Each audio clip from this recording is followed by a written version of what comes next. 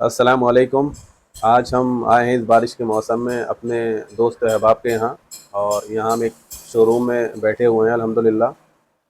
بارش کا موسم ہے اور ہم سب لوگ ساتھ میں بیٹھے ہوئے تھے۔ میرے ساتھ میں ماشاءاللہ قاری صاحب ہیں، قاری آصف صاحب، اور میرے ساتھ میں ہیں ہمارے ایک اور دوست تعظیم صاحب۔ چائے کا لطف اٹھا رہے ہیں الحمدللہ، صبح کا موسم ہے تو اس لیے ہم لوگ بیٹھ گئے۔ کچھ جو حالات ہمارے معاشرے میں پیدا کر دیے گئے ہیں یا پھر پیدا ہو گئے ہیں، اس کے متعلق بھی ہم لوگ کچھ نہ کچھ گزارشات آپ لوگوں کے سامنے رکھنا چاہ رہے تھے، خاص طور سے ربیع الاول کے تعلق سے، کہ ربیع الاول کا مہینہ ہے، بالکل کہ بابرکت مہینہ ہے، وہ اس اعتبار سے کہ نبی کریم صلی اللہ علیہ وسلم کی پیدائش اس مہینے کے اندر ہوئی تھی۔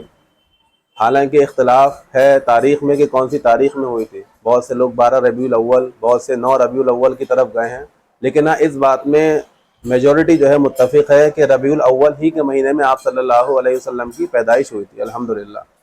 لیکن اس کے تعلق سے ہمارے معاشرے کے اندر کچھ افراط و تفریط ہے جو پائی جاتی ہے، اور ہم سب اور ماشاءاللہ قاری صاحب، تعظیم صاحب، اور ماشاءاللہ آپ سب لوگ بھی واقف ہیں کہ وہ دین کے نام پہ جو کچھ بھی پیش کیا جاتا ہے وہ دین نہیں، اس کا دین سے کوئی تعلق نہیں۔ دین تو وہ ہے جو قرآن مجید میں ہے، جو رسول اللہ صلی اللہ علیہ وسلم نے سنت کا تحفہ اس امت کو دیا ہے، وہ دین ہے۔ باقی سب جو اس کے علاوہ ہے وہ دین نہیں۔ باقی اس کے علاوہ جو کچھ بھی ہے، حق کے بعد جو کچھ بھی آتا ہے وہ گمراہی ہوتی ہے۔ فما بعد الحق الا الضلال۔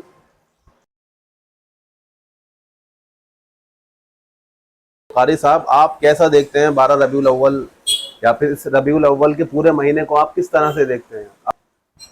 دیکھیے 12 ربیع الاول کے تعلق سے جو بھی اس وقت میں جو خرافاتیں جو کی جاتی ہیں وہ بالکل بھی بے بنیاد چیزیں ہیں۔ شور مچانا، شور غل کرنا، پٹاخے چھوڑنا، یہ اسلام سے اس کا کوئی تعلق ہی نہیں ہے۔ اس طرح سے اللہ کے نبی صلی اللہ علیہ وسلم ان ساری چیزوں سے بچنے کا حکم دیا، اور ان ساری چیزوں سے اور لایانی باتوں سے اور فضول خرچی سے ان سب سے بچنے کا حکم دیا۔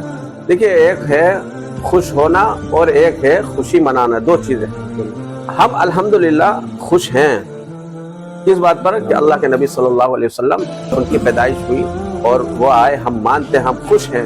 مگر ایک ہے خوشی منانا، اس طرح کی خوشی منانا کہ شور شرابے کرنا، یہ کرنا، یہ کوئی ایسا عمل نہیں ہے۔ صحابہ اکرام رضی اللہ تعالی عنہم کبھی انہوں نے ایسا کوئی عمل ان سے ثابت نہیں ہوا، نہ انہوں نے ایسا کوئی عمل کیا۔ عام طریقے سے عام مہینوں کی طرح جس طرح وہ کیا کرتے تھے اسی طرح نماز، روزہ، زکوٰۃ، حج، جو بھی چیزیں ہوتی تھیں وہ اسی طرح کرتے تھے، اور اس طرح سے کوئی بھی ایسا عمل نہیں کیا کرتے تھے۔ سب سے زیادہ جو اللہ کے نبی صلی اللہ علیہ وسلم کو خوشی کا معاملہ ہے وہ نماز قائم کیجیے۔ آپ مالی اعتبار سے ہیں تو آپ زکوٰۃ کیجیے، حج کیجیے، اور جو ایسی چیزیں ہیں وہ کیجیے۔ یہ کیا اس سے کوئی فائدہ حاصل ہو رہا ہے؟ صرف نقصان کے۔ یعنی جو پیغام لے کر کے آئے تھے نبی کریم صلی اللہ علیہ وسلم، جو اپنے سینوں سے لگایا جائے، اس پر عمل کیا جائے، اس پر عمل کیا جائے، صحیح بات۔ وہ صحیح عمل۔ جی الحمدللہ، قاری صاحب نے بہت ہی عمدہ بات بیان فرمائی ہے، اور قاری صاحب نے ایک بات یہ کہی کہ خوش ہونے کا حکم دیا گیا ہے، نہ کہ خوشی منانے کا حکم دیا گیا ہے۔ لیکن میں مزید ایک بات یہ کہنا چاہوں گا کہ خوشی کے تعلق سے جو حکم آیا ہے وہ قرآن مجید میں قرآن کے تعلق سے بھی آیا ہے کہ اس قرآن کے نازل ہونے پر فَبِذَلِكَ فَلْيَفْرَحُوا، انسانوں کو، لوگوں کو خوش ہونا چاہیے۔ تو قرآن کے نزول پر اور قرآن کے جو تعلق انسانوں کا ہونا چاہیے وہ ہمارا تعلق نہیں دکھتا، یعنی قرآن کی وجہ سے، قرآن کے ساتھ میں جو ہمارا لگاؤ ہو، جو ہمیں خوشی ہو قرآن کے حاصل ہونے پہ، وہ امت کے اندر کم پائی جاتی ہے، اور اس کا نتیجہ ہم دیکھتے ہیں کہ امت قرآن مجید سے کوسوں دور ہے۔ سورہ فاتحہ کا ترجمہ بھی بہت سارے کم لوگ ہیں جن کو معلوم ہوتا ہے، حالانکہ نماز میں دہرائی جانے والی سورہ ہے سورۃ الفاتحہ، تو اور صورتوں کا تو کیا ہی کہنا۔ تو قاری صاحب نے بہت بہتر بات جو ہے بیان فرمائی ہے، ہونا اور خوشی منانا۔ ہمیں خوشی تو اس بات کی ہے کہ اللہ کے نبی صلی اللہ علیہ وسلم کی امت میں ہم پیدا ہوئے، بالکل سب سے بڑی خوشی کی بات۔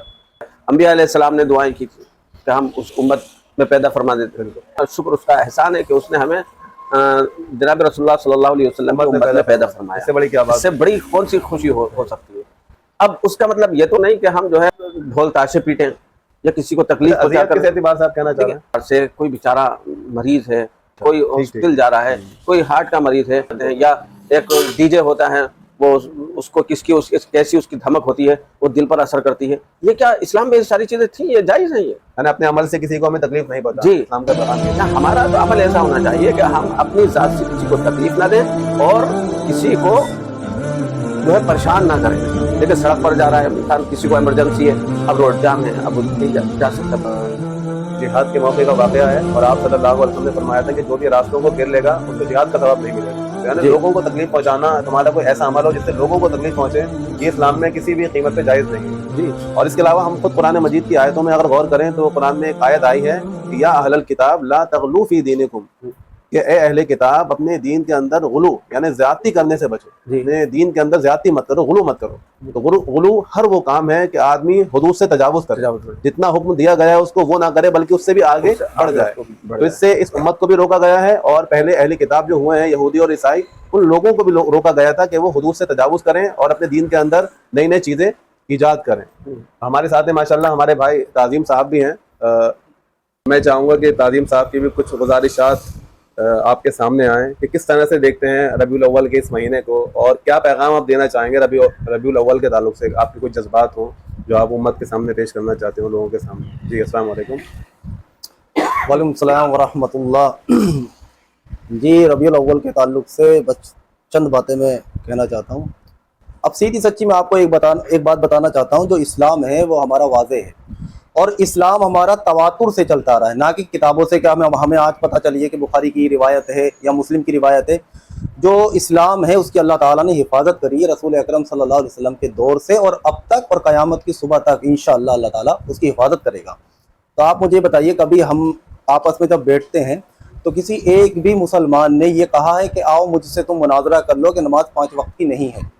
کیونکہ نماز ثابت ہے, اور جو چیز ثابت ہوتی ہے اس پر مناظرہ نہیں ہوتا ہے, اس پر بحث نہیں ہوتی ہے.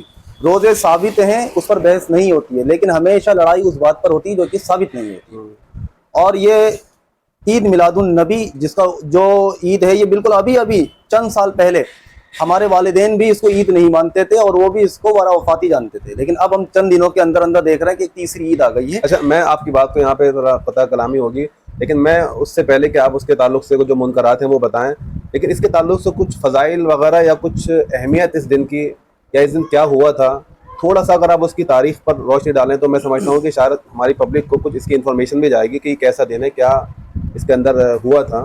تو اس کے تعلق سے تھوڑا اگر آپ روشنی ڈالیں تو برائے مہربانی. اصل میں 12 تاریخ کو جو ہے اللہ کے رسول صلی اللہ علیہ وسلم کی پیدائش ہوئی تھی, یہ لوگوں کا ماننا ہے. اور ہمارے پاس تاریخ بھی ملتی ہے, ایسی بات نہیں ہے کہ سرے سے اس کا انکار ہے کہ تاریخ ہے ہی نہیں, جھوٹ ہے. رسول اکرم صلی اللہ علیہ وسلم کے تعلق سے کہ آپ صلی اللہ علیہ وسلم 12 تاریخ کو پیدا ہوئے, لیکن واضح جو روایت ہے ہمارے پاس اللہ کے رسول صلی اللہ علیہ وسلم کی, وہ وفات کی ہے, جس پر پوری امت کا اتفاق ہے اور پوری امت اس پر جمع ہے کہ رسول اکرم صلی اللہ علیہ وسلم کا انتقال جو ہے وہ 12 تاریخ, یعنی میلاد النبی کی جو تاریخ ہے وہ متعین نہیں ہے, اس میں اختلاف ہے. اس میں اختلاف ہے. لیکن اللہ کے رسول صلی اللہ علیہ وسلم کا جو انتقال کا وقت ہے وہ طے ہے, سب کو پتہ ہے, سب کو معلوم ہے کہ یہ 12 تاریخ تھی. اس لیے ہم خود دیکھیں کہ اگر ہم اس دن کو خوشی کا دن مان رہے ہیں تو سب سے پہلے تو ہم یہ غور کریں کہ عید کے دن اگر ہمارے والد کا انتقال ہو جائے تو کیا ہم جشن منائیں گے؟ اور ہم سب اچھی طرح سے جانتے ہیں کہ ہمارے والدین کیا پوری کائنات سے زیادہ ہمیں رسول اکرم صلی اللہ علیہ وسلم سے محبت کرنا چاہیے. اگر ہم رسول اکرم صلی اللہ علیہ وسلم کی اس دن کو عید میلاد کا دن مان رہے ہیں تو وہی دن تو انتقال کا بھی ہے, تو کیا آپ عید کے دن خوشی مناتے ہیں, جشن مناتے ہیں؟ نہیں مناتے. تو اس لیے آپ صلی اللہ علیہ وسلم کو درود بھیجیں, ہمیشہ سے بھیجیں. آپ صلی اللہ علیہ وسلم فرمایا جس نے مجھ پر صبح شام درود بھیجی تو اس کے لیے شفاعت واجب ہو جاتی ہے. تو ہم درود بھیجیں, نماز پڑھیں اور اطاعت فرما برداری کریں, کیونکہ رسول اکرم صلی اللہ علیہ وسلم کی اطاعت فرما برداری نہیں نکالتی, نہ کہ ہم جو نئے کام کر رہے ہیں ان نئے کاموں سے ہمیں بچنا چاہیے. لیکن میں یہ سمجھتا ہوں کہ آپ نے خیر ٹھیک ہے منکرات کو یہاں پہ پیش کر رہے ہیں آپ لوگوں کے سامنے, جو کہ نہیں ہونا چاہیے, اس کو میں نے بھی واضح کیا ہے. لیکن اس کے علاوہ نبی کریم صلی اللہ علیہ وسلم کی جو پیدائش ہوئی ہے اس کو واقعی میں ہم کہہ سکتے ہیں کہ ایک انسانیت کا احسان. انشاءاللہ کسی دوسری ویڈیو میں انشاءاللہ ہم آپ سے ضرور ملاقات کریں گے, اور اپنے ان مہمانوں کے ساتھ ہی میں انشاءاللہ ملاقات کریں گے. تب تک کے لیے ہمیں اجازت دیں. السلام علیکم. وعلیکم السلام ورحمۃ اللہ وبرکاتہ.